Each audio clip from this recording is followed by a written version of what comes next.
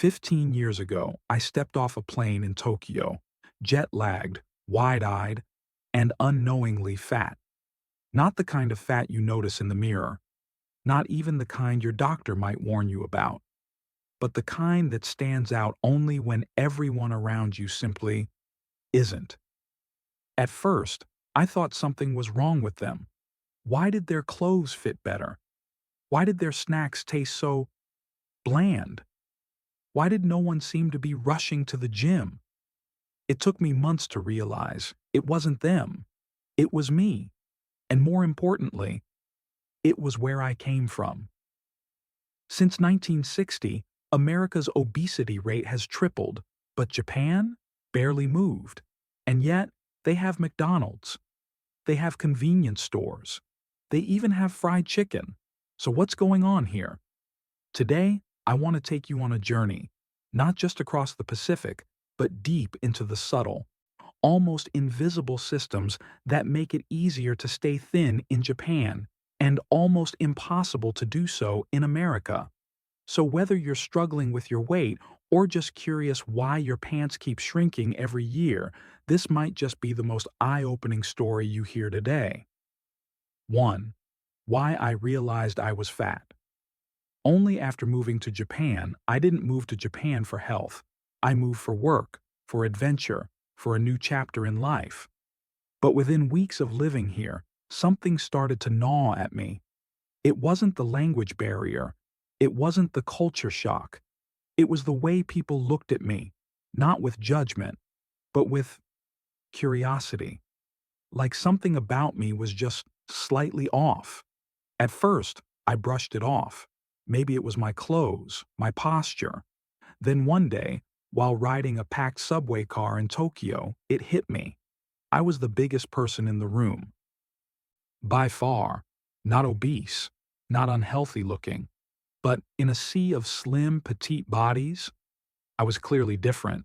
I remember checking myself in the mirror that night. Same old me, but now through a different lens. In America, I was average, maybe even on the fit side. In Japan, I looked overweight. No, I was overweight. And it wasn't just me. The stats backed it up. Over 40% of Americans are considered obese. In Japan, just 4.5%. That's a 10x difference. Not because Japanese people diet harder or spend more time at the gym, but because their default lifestyle makes it difficult to gain excess weight and nearly impossible to maintain it. What shocked me most wasn't just the difference in body size. It was that I had never noticed it before. Because in America, being overweight is normal. It blends into the crowd. It disappears. In Japan, I couldn't hide anymore. And that realization was the first crack in a belief I'd carried all my life. That weight gain was mostly about personal willpower. Turns out it's more about where you live than how strong you are. 2.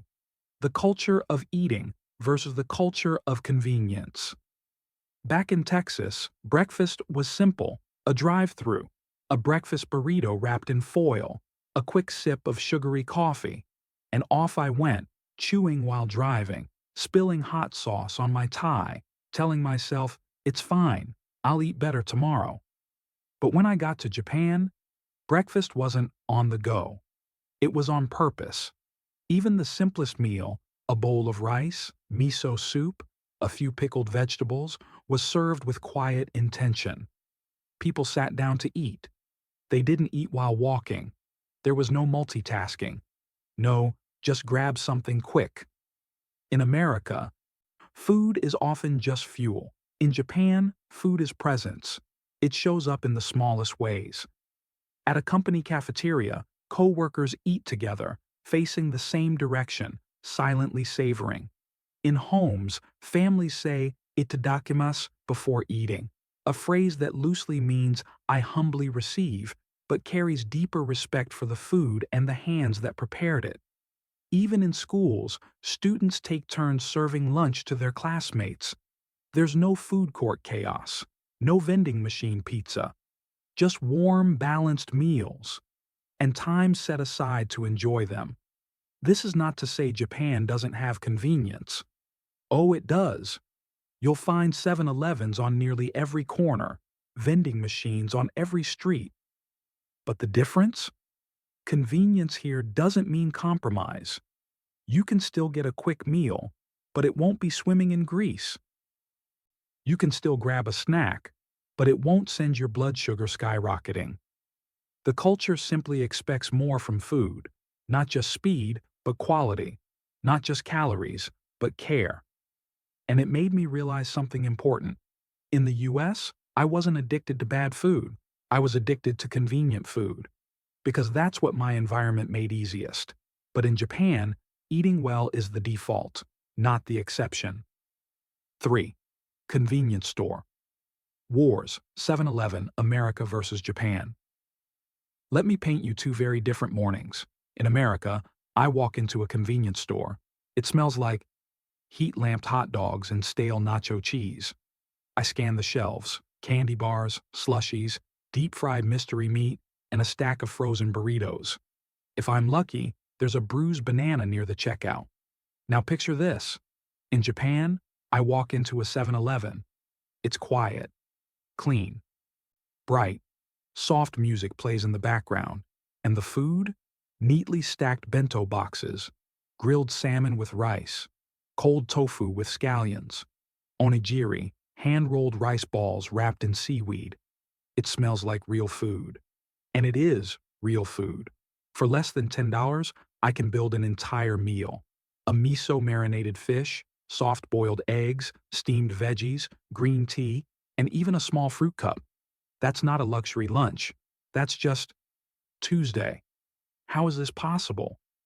Well, Japan has over 55,000 convenience stores, with nearly 10 times the density per square kilometer compared to the US. But instead of treating them as junk food hubs, they're built into the fabric of daily life. Busy salarymen, students, mothers, seniors, everyone uses them. So the food has to be good. And it is. These stores offer a full rotation of seasonal meals, local ingredients, and even calorie-labeled options. It's not about guilt-tripping customers into eating healthy. It's about making healthy options the most convenient ones available. Contrast that with the US, where convenience stores cater mostly to drivers, late-night snackers, and fast food cravings. Quick bites mean processed, preserved, and sugar-packed. The saddest part? Most Americans think that's normal. But here's what hit me hardest. I wasn't choosing unhealthy food back home. I was just choosing what was around me. In Japan, I didn't suddenly become more disciplined. I simply had better choices at every turn. 4. Sugar sensitivity. How Japan trained my taste buds. When I first moved to Japan, I remember buying a slice of cake from a bakery in Shibuya. It looked beautiful, delicate, airy, the perfect amount of whipped cream. But when I took a bite, I was confused. Wait, where's the sugar? It tasted flat, bland, like they forgot the frosting. So naturally, I stopped buying sweets. I figured, they just don't know how to make dessert here. Fast forward 2 years. I visit my parents in Texas, and they serve my favorite childhood treat, strawberry yogurt. One spoonful, and I nearly gagged. It tasted like melted frosting, overwhelming, artificial, almost offensive. That's when it clicked. It wasn't their desserts that changed, it was me. And then I found the research to back it up. A 2016 study showed that people who reduced their sugar intake by just 40% for 2 months began to rate sweet foods as up to 40% sweeter than before. Your taste buds actually reset, and that's exactly what happened to me. In Japan, the average person eats about 17.7 kilograms of sugar per year. Americans, 33.7 kilograms, nearly double. But it's not just the quantity. It's the ubiquity. In the US, sugar is everywhere. It's in your yogurt, your salad dressing, your pasta sauce. We've normalized it to the point that anything less feels broken. But in Japan, sweets are treats, not staples. Desserts are smaller, milder, and meant to be appreciated, not inhaled. Even their soda cups are smaller. A Japanese large is the size of an American small, and those iconic big gulps, they don't exist. You literally can't find them. Vending machines in Japan? You'll find 5 types of unsweetened tea, bottles of water, and even black coffee. Sugary sodas? Tucked off to the side, in smaller cans. I remember asking a friend, why not get the bigger size? It's only 10 yen more. And she looked at me, puzzled. Because I don't need more. Why would I buy more than I need? That simple mindset blew my mind. And it made me realize, maybe the problem isn't that Americans crave sugar. Maybe we've just been trained to expect it, in everything, all the time. But here's the good news. Just like I did, your body can unlearn it. 5. The hidden wisdom in Japanese school. Lunches growing up in America, school lunch meant 3 things: a plastic tray, a slice of greasy pizza, and a tiny carton of chocolate milk. Some days we got tater tots. Other days, something called a sloppy Joe that lived up to its name. But nutrition? It was barely a consideration, and certainly never a conversation. So imagine my surprise when I visited an elementary school in Japan. There were no vending machines, no bright-colored juice boxes. Instead, a quiet procession of students, wearing white aprons and hats, served lunch to their classmates. Yes, they served the food: rice, grilled fish, steamed vegetables, miso soup, balanced, simple, homemade, and everyone ate the same thing, even the teachers. There was no kid menu, no chicken nuggets, no arguing over sides, just real food and a quiet moment to enjoy it. But what struck me most wasn't the food itself, it was the philosophy behind it. In Japan, school lunch isn't just about feeding students, it's about teaching them. Every meal is designed by a certified nutritionist. Every menu includes vegetables. Every student learns to respect what's on their plate and the effort it took to get there. You don't just eat your food, you learn where it came from, how it nourishes you, and why wasting it is disrespectful. In fact, kids in Japan are taught not to leave food behind. Can't finish your rice?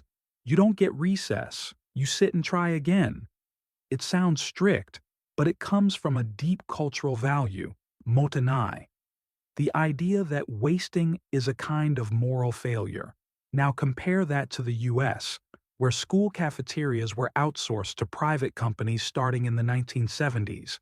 Cost efficiency became the goal. Processed foods, frozen meals, and cheap ingredients became the norm. And it shows in our national health statistics, in our habits, in our waistlines. But in Japan, by the time you're 16, you've already had over a decade of quiet, consistent, daily nutrition education, not in a textbook, on your plate. And those lessons don't fade. They become default behaviors, a kind of invisible armor against the fast food culture that dominates so much of the Western world. And when I saw how much difference a school lunch could make, it made me look again at something I used to take for granted. How much is too much? Let's talk about portion sizes and why less can actually feel like more. 6. Portion control. It's not just about willpower. When I was a kid, finishing your plate was a badge of honor. Clean your plate or no dessert. Eat up. You're a growing boy. And when you go out to eat, well, the bigger the portion, the better the deal. That logic stayed with me for decades, until I moved to Japan, and suddenly there was nothing to finish. Meals here are smaller, noticeably smaller. One bowl of rice, a handful of vegetables, a few bites of fish, and no one complains. No one pushes for more. No one leaves stuffed. At first, I thought, they're going to be hungry again in an hour. But they weren't, and soon, Neither was I. Why?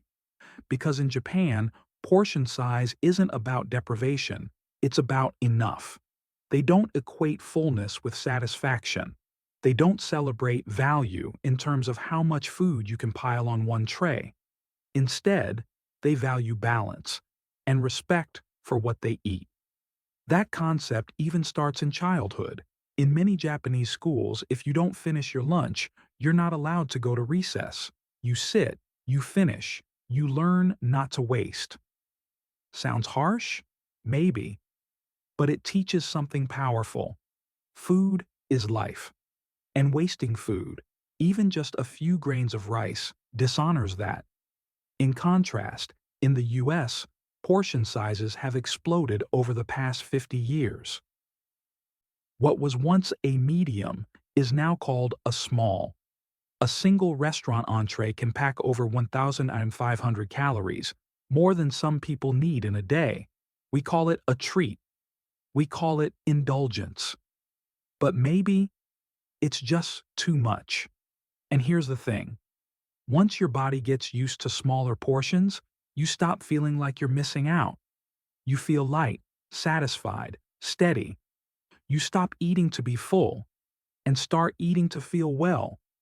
So no, it's not about willpower, it's about design. If your plate is overflowing, your hunger will be too. And while portion sizes are important, they're only part of the picture. Because the next secret to Japan's slim society? It's not what they eat. It's how they move. 7. Movement without exercise. The Japanese way. When I first moved to Tokyo, I didn't join a gym. Not because I was lazy, I just didn't feel the need. I was losing weight without trying. And one day, I realized why. I was walking, constantly. To the train station, up the stairs, across platforms, through crowded streets, to the store, to the office, back home again. Nothing extreme, no sweating, no leg day. Just quiet, steady movement, all day long. And that, right there, is the difference.